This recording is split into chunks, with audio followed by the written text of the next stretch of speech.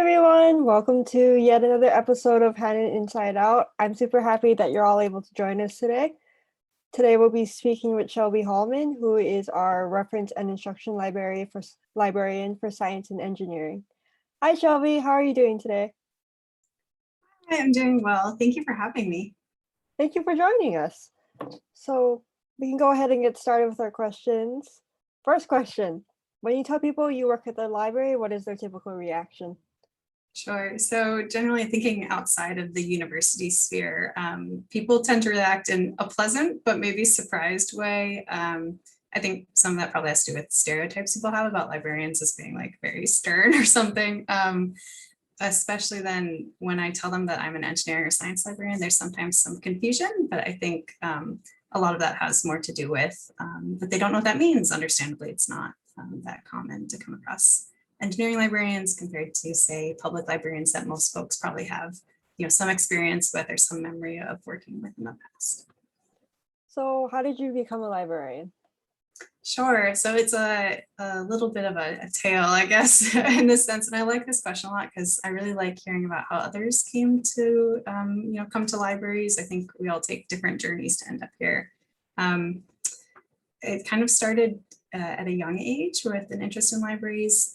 I imagine most librarians love reading. I was somebody that read a lot, so I spent a lot of time at the library. But I also there was a family friend and my future mentor who is an academic librarian. So I knew a bit about the library starting pretty young, but it wasn't until I was an undergraduate that I really settled in on libraries as my career path. I have a really wide range of interests. So as an undergraduate, I ended up studying comparative literature, German, and engineering mechanics, which is a super weird mix.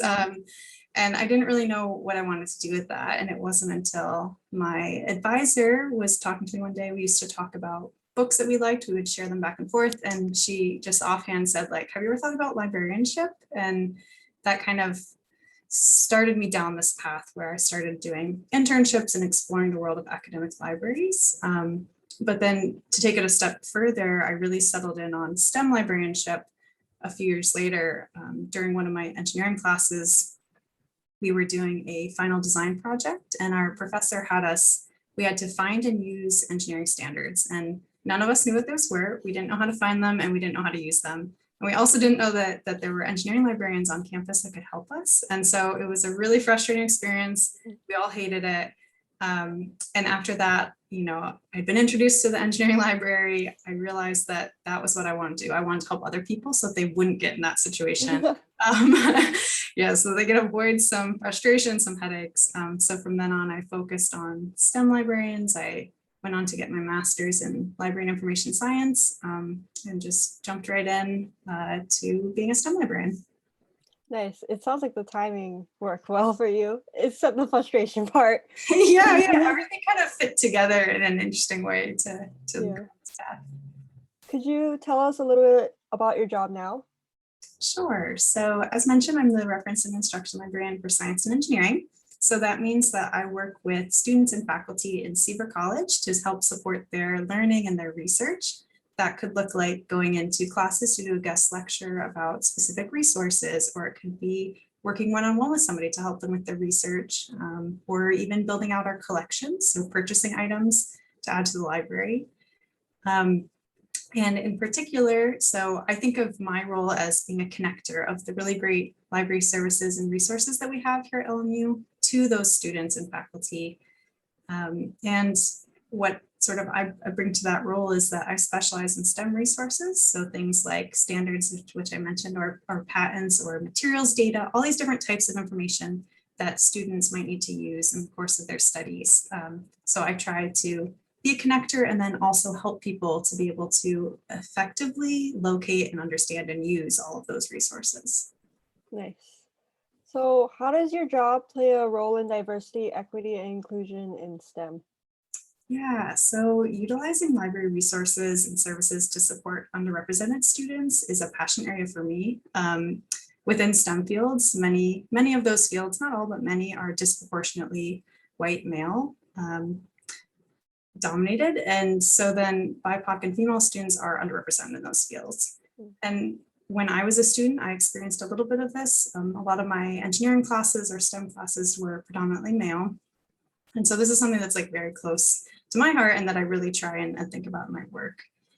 When I think about specifically at LMU, increasing the number of BIPOC and female students, I think that relies on a lot of different groups on campus working together to increase recruitment, but also really think about retention and then future success of those students.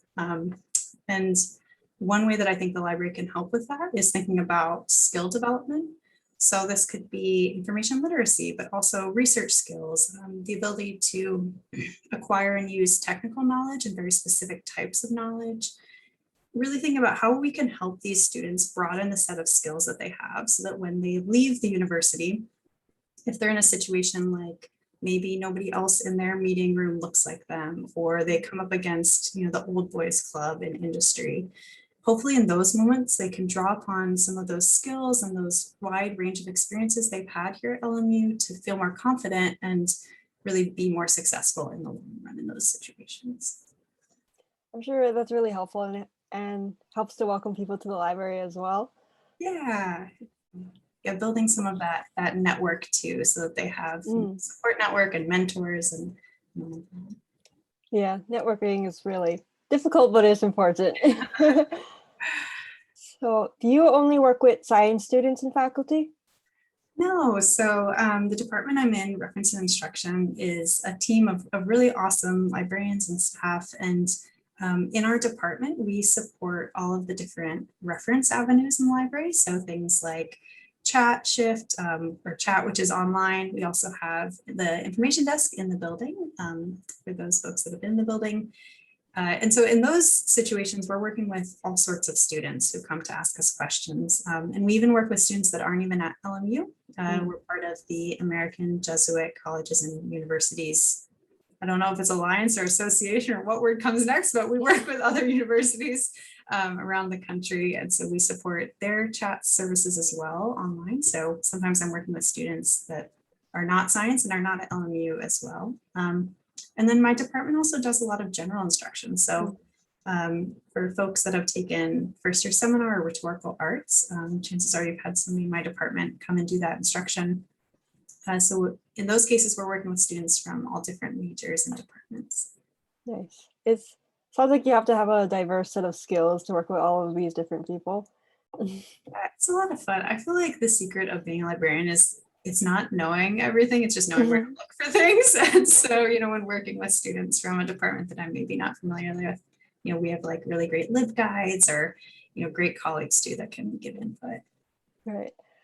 Do you have any favorite online resources and what makes them your favorite?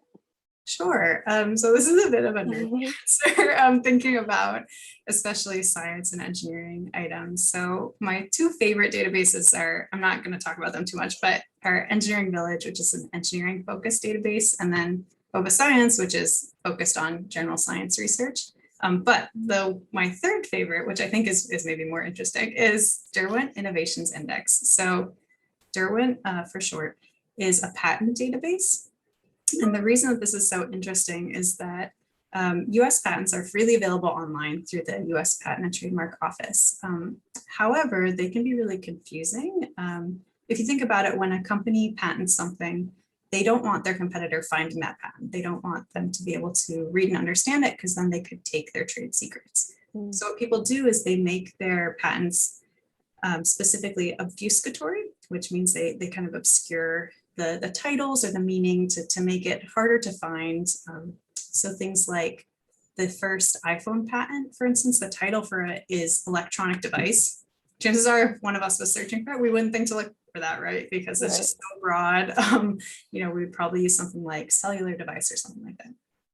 So how Derwent comes into play is what they do is they provide access to not only US patents, but also international patents. So that's already a great additional resource. But then they also translate all of the titles from those vague titles into something that is more understandable. So they use machine learning, they look over the documents. In the example of the iPhone, the new title is something like, telephone with some kind of, touch interface.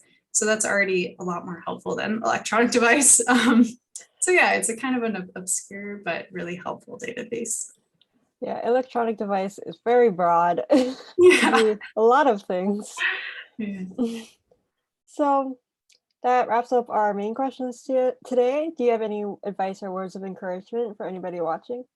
Sure. I guess the last thing I would say is that if you're a student watching this, my piece of advice to you would be to reach out to your librarians and reach out to your faculty members. All of us here at LMU, our goal is to help you be successful, and we want to help you in any way that we can. And so even if it's just to build out your network, you never know when that can come in handy down the road when you're working for a company and you want to reach out to a previous contact at the university. We're always happy to help. So don't be shy. I know it can be intimidating, but we really are just here to help you. We want to get in touch with you. It's always nice seeing a friendly face in the library. Yeah, So that's all the questions we have today. So thank you so much for joining us again, and thank you to everyone watching. And I hope you all have a great day. Bye-bye.